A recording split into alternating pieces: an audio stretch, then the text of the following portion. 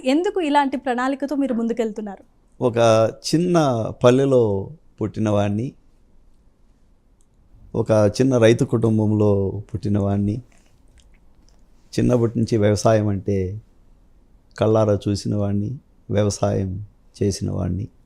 దేవుడి దయతో, మంచి కృషితో మంచి ఎడ్యుకేషన్ చదివాను, మంచి నాలెడ్జ్ సంపాదించాను. అమెరికాకు వెళ్ళి అక్కడ ఉన్నత చదువులు, అక్కడ మాస్టర్స్ డిగ్రీ అక్కడ చేయడం, తర్వాత అక్కడ వరల్డ్స్ లార్జెస్ట్ కంపెనీ, ప్రపంచంలోనే అతిపెద్ద కంపెనీ అయిన ఎన్విడియా అనే కంపెనీలో ఒక ఉన్నత స్థానం, ఒక vice president of hardware engineering స్థాయికి చేరాను. ఎన్నో ఉన్నత శిఖరాలు అధిరోహించడం జరిగింది, ఎంతో సాధించాం. ఇప్పుడు నన్ను నేను ప్రశ్నించుకునేది ఏమంటే, నా కన్న భూమికి ఏమి చేయగలను అనేది ప్రశ్న ఎన్నో ఒక 20-25 సంవత్సరాలుగా ఆ ప్రశ్న అంటూ నా మనసులో ఉంది. కాబట్టి ఇక్కడికి మన దేశానికి వచ్చి నా నాలెడ్జ్ని కానీ, నా చదువుకున్న ఉన్నత చదువులు చదివాను, ఎంతో నాలెడ్జ్ సంపాదించాను. ఇక్కడికి వచ్చి మన ప్రాంతాన్ని అభివృద్ధి చేయాలనే ఉద్దేశంతో ఇక్కడికి వచ్చాను. ఒక 300 ఏళ్ళు క్రితం మనము తీసుకుంటే భారతదేశం one of the richest countries, అతి సంపన్నమైన దేశం భారతదేశం, India. 25% of the world's economy ఇండియాలో ఉన్నింది. అతి సంపన్నమైన దేశం ఇండియా. అట్లాంటిది దేశం ఈ గత 300-400 సంవత్సరాల్లో ఎంతోమంది వచ్చి మన దేశాన్ని ఆక్రమించడం జరిగింది. ఒక బ్రిటిష్ వారు అయితేనేమి, ముఘల్ సామ్రాజ్యం అయితేనేమి, వీళ్ళందరూ వచ్చి ఏం చేశారు? వచ్చి యుద్ధాలు చేసి మనల్ని డిఫీట్ చేశారు, ఓడించారు. ఇక్కడ ఉన్న సంపదను కొల్లగట్టుకొని వెళ్ళిపోయారు. ఇప్పుడు ఎస్టిమేట్ ఏమంటే, ఒక జస్ట్ బ్రిటిష్ సామ్రాజ్యమే $40 ట్రిలియన్ సంపదను దోచుకొని వెళ్ళినారనేది ఒక అంచనా.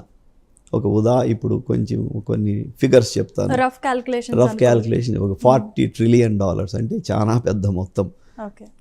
ప్రపంచంలో ఇప్పుడు ప్రస్తుతం ఉన్న సంపన్న దేశాలు తీసుకుంటే అమెరికా వచ్చి $25 ట్రిలియన్ వాళ్ళ జీడిపి, చైనా $15 ట్రిలియన్ రెండో స్థానంలో, మూడో స్థానంలో జపాను $4.5 ట్రిలియన్, తర్వాత జర్మనీ $4 ట్రిలియన్, తర్వాత 5th ప్లేస్లో ఇప్పుడు ఇండియాకి చేరుకునింది 3.5 ట్రిలియన్. ఇప్పుడు చూడండి, 25, 15, 4.5, 3.5 అని నంబర్లు మీరు చూద్దాం. కానీ మన దగ్గర నుంచి కొల్లగొట్టి దొంగతనం చేసిన డబ్బు ఎంత? అందాజుగా ఇప్పుడు $40 ట్రిలియన్ అని ఇప్పుడు ప్రస్తుతం ఎస్టిమేట్. అంటే అంత సంపన్నమైన దేశం నుంచి అన్ని కొల్లగొట్టుకొని పోయినారు. అందువల్ల మనము వెనకబడిపోయాం. ఇప్పుడు మళ్ళీ ఎంతో అండర్ డెవలప్డ్, మనల్ని ఏమనే వాళ్ళందరూ థర్డ్ వరల్డ్ అనేవాళ్ళు, అంటే మూడో ప్రపంచానికి సంబంధించిన వాళ్ళు, అంటే అన్నిటికంటే లాస్ట్లో ఉన్న వాళ్ళని థర్డ్ వరల్డ్ అనేవాళ్ళు. ఇప్పుడు మన కష్ట ఫలితంగా ఎక్కడికి చేరాము? ఇప్పుడు 5వ స్థానానికి చేరాము. ప్రపంచంలోని అతిపెద్ద ఎకానమీస్లో భారతదేశం ఎక్కడుంది? 5వ స్థానంలో ఉంది, $3.5 ట్రిలియన్. కాబట్టి ఇప్పుడు అభివృద్ధి చెందుతూ ఉన్నాం. ఆ అభివృద్ధిలో పాలు పంచుకోవాలా అనే ఉద్దేశంతో నేను కూడా ఇక్కడికి రావడం జరిగింది. నేను పుట్టిన జిల్లా చిత్తూరు జిల్లా హెడ్ క్వార్టర్స్ అయిన చిత్తూరు టౌన్, చిత్తూరు సిటీ. అట్లాంటి ప్లేస్లో ఎంతో చరిత్రగాంచిన ఒక కంపెనీ ఉండేది, అంటే న్యూట్రిన్ కంపెనీ అని. ఒక 35-40 ఏళ్ళు ఉన్న వ్యక్తులు ఇప్పుడు మన భారతదేశంలోనే న్యూట్రిన్ చాక్లెట్లు తిన్నవాళ్ళు ఎవరూ లేరు. అందరూ ఆ వయసులో ఉన్నవాళ్ళు. ఇప్పుడు చిన్నపిల్లలకు ఒకవేళ తెలియకపోవచ్చు న్యూట్రిన్ ఏమి అనేది.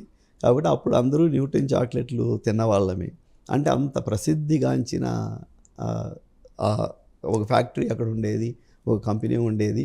కానీ దురదృష్టవశాత్తు ఒక 20-25 ఏళ్ళుగా అది పాడుపడిపోయింది, కనుమరుగైపోయింది. కనుమరుగైపోయింది, మాయమైపోయింది.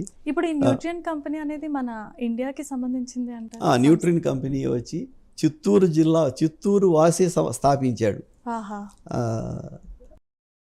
అంటే మొత్తం చిత్తూరు జిల్లా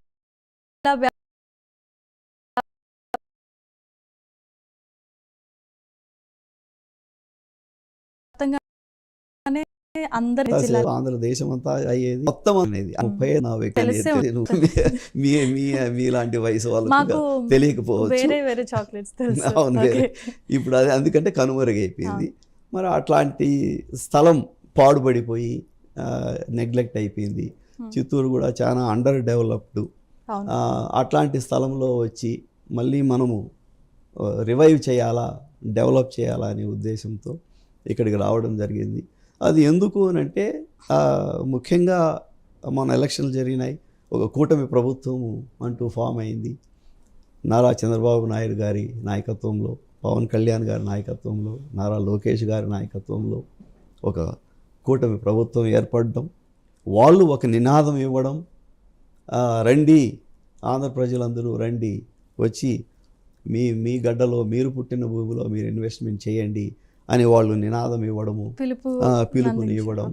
దానికి తోడు అక్కడ లోకల్గా ఉన్న ఒక ఎమ్మెల్యే గురుజాల జగన్మోహన్ అనే అతను అదే స్ఫూర్తితో